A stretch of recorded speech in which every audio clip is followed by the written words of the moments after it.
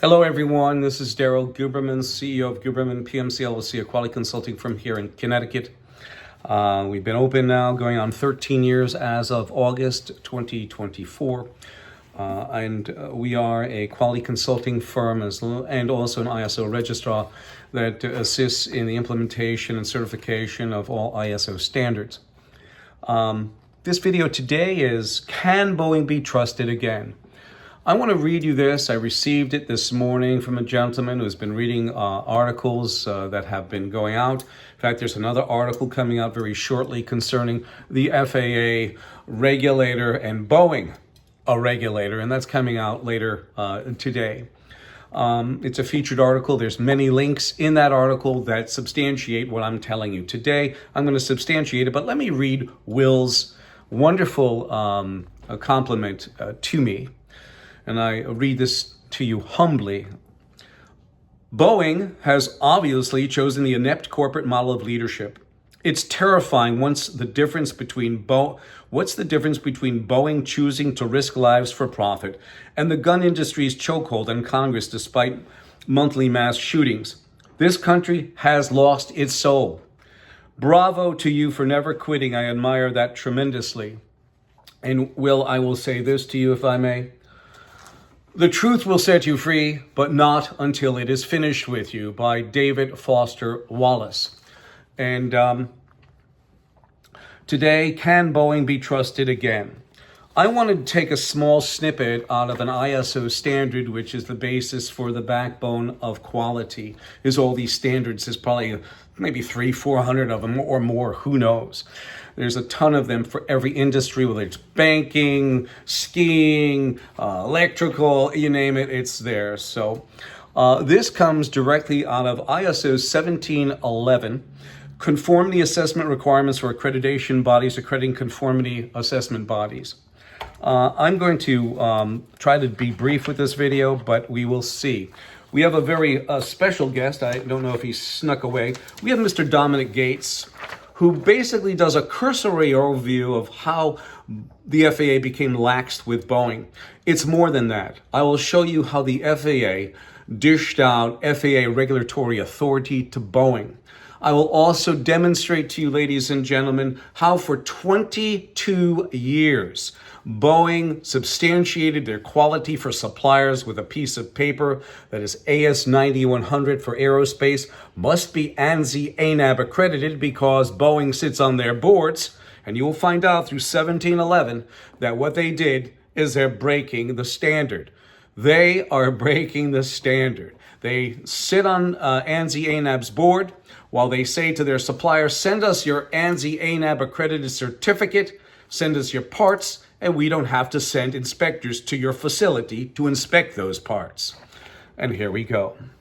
1711, conformity assessment required for accreditation bodies, accrediting conformity assessment bodies, means a registrar getting accredited by an accreditation body, okay? So you have Intertech being accredited by ANAB. You have DQS registrars being accredited by ANAB. You have NQA registrars being accredited by ANAB. NSF registrars accredited by ANAB. TUV Rhineland and TUV SUD accredited by no other than ANAB. And there are other accreditation bodies, but I'm giving you the 7, and the last one is BSI registrars, accredited by ANAB. And these 7 registrars sit on ANSI, and we will show you. We're going to get to that. So what they're doing is, to 1711, impartiality does not exist. It is worse than the fox watching the henhouse, as we can see the degradation of quality, not just in Boeing, but you have it in Lockheed Martin. After their 801st F-35, they're still producing aircraft with rejections. I know it's a complex bird. I know it is. But try to reduce the amount of rejections.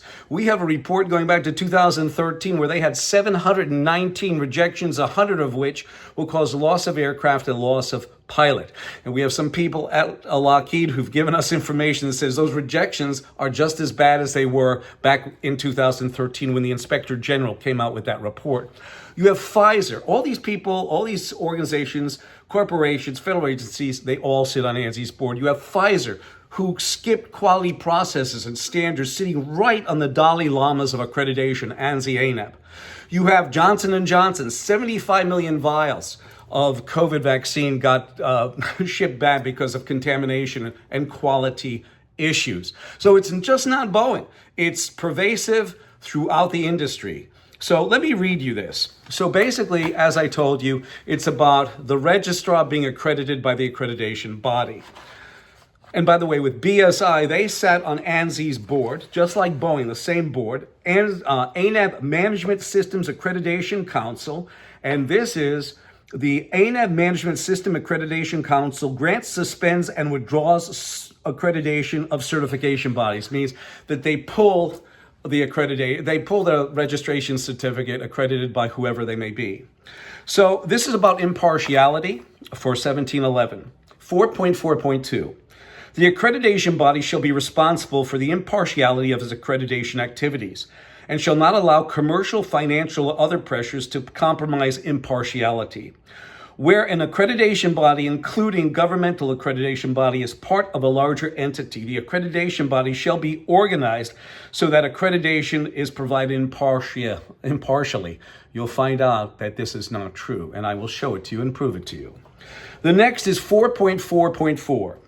All accreditation body personnel and committees who could influence the accreditation process shall act objectively and shall be free from any undue commercial, financial, and other pressures that could compromise impartiality. The accreditation body shall require all personnel and committee members to disclose any impartial or potential conflict of interest whenever it may arise. And you're going to find conflict of interest right now. You have ANSI. The American National Standards Institute is a private, not-for-profit, non-governmental corporation that has both federal agencies on board, federal agencies and corporations. You have ANAB that sits on ANSI's board. ANSI took over complete control over ANAB in 2018. Okay, and at the time, they sat 2015 to 2021. They were controlled and manipulated by communist China because the IAF was handed over to a communist Chinese national in 2015. So any organization that sat on ANSI, it was a quick, hacking mechanism, because that gentleman, his name is Zhao Junwu, that gentleman is mandated by communist China to take your data through the China National Intelligence Law, Article number 7. We're going to try to speed this up a little bit. You have Boeing. In 2002, they put out a bulletin. This is where Mr. Gates, where is Mr. Gates? Did he disappear on us? No, he didn't. Here's Dominic Gates. He's a good man, really. I've talked to him briefly on the phone. He's a good man, but I think he is not really digging into the surface as we have over the many years being involved with quality, 40 plus our business, 13 years being involved with this quality quagmire that they call ANSI, ANAB, IAF, and ILAC.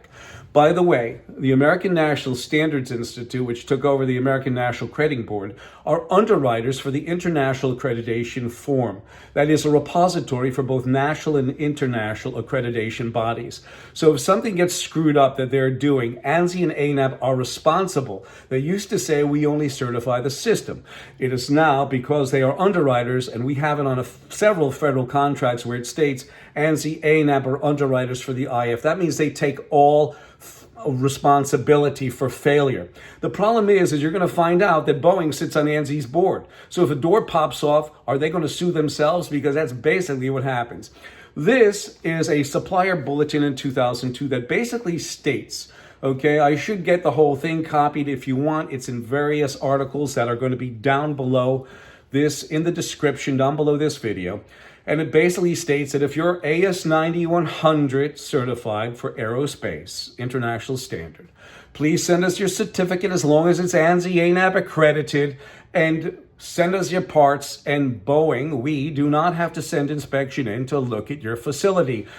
Dominic is missing this. He should contact me, because I've told him, I said, contact me, I've got the information.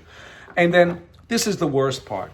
You hear Mr. David Calhoun, who says, our regulator, the FAA, our regulator, the FAA. Well, let me tell you something, his regulator. Boeing was made a regulator in 2009 to present. I didn't hear anything different. Now, they're saying the FAA is starting to tighten down. And then David Calhoun said, our regulator, the FAA, is going to put procedures in place. Well, when he was on the board in 2009, when the FAA made Boeing a regulator, that means they are equivalent, okay, he should have been proud enough to get down on the floor with his personnel, roll up his sleeves for several days a week, and pride them on, we are an FAA regulator, let's go for it. Let's be proud. Instead, I think he was on the golf course. Let's face facts. Because it states here, the FAA increased the authority of Boeing's commercial airplanes division to self-certify its own aircraft. And this is the kicker. Everybody talks about MCAS. Boeing hoodwinked the FAA putting in MCAS without telling them. They didn't need to. They were an FAA regulator. The FAA is the FAA, so here it goes. The system allows Boeing employees to perform tasks on behalf of the FAA that include oversight of testing and product standards, along with certification of aircraft technologies like MCAS, to tell you the truth, ladies and gentlemen, and new aircraft designs. You have Boeing that sits on the ANSI's board. You also have the factor of 7 registrars. You hear the conflict of interest that I just read on ISO 1711, the qualifications for accreditation bodies accrediting registrars. You have 7 registrars that sit right over by ANAB that they use for their accreditation body. Is there something wrong with this? Also on their supplier portal, it states, as a matter of fact, must be ANSI ASQ National Accrediting Board, or actually it's ANSI ANAB, and or internationally equivalent, which internationally equivalent, if you dig it back, could be Pakistan, Iran. What Iran most recently got a cert taken away from the IF because of lack of payment, not because they dispense unqualified certifications. One of the worst things is, while they were regulators, ladies and gentlemen, the FAA, I mean Boeing, you could call them the FAA, they were caught fudging documentation.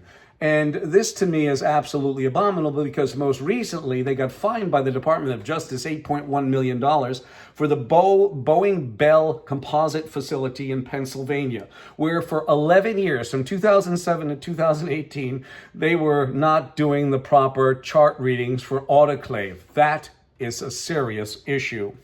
You also have the problem that the FAA sits on there, giving Boeing a carte blanche when it comes to certification, when it comes to regulatory authority.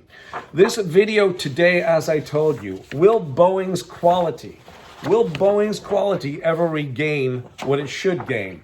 Well, they are probably putting in, and as I see, they are promoting people who are just the same management. They're just changing the title. They're not bringing in any new blood. I have offered my services time and time and time again. There shall be, without a doubt in my mind, another catastrophe, because you can move the musicians around. You could try as you may to change the music. But when you have David Calhoun, who, when he became the CEO, was an FAA administrator, not only for Boeing, okay, representation of Boeing, but they were FAA. Do you understand that, ladies and gentlemen? My telephone number is 203-556-1493, or Daryl, TQRS @yahoo.com. I thank you.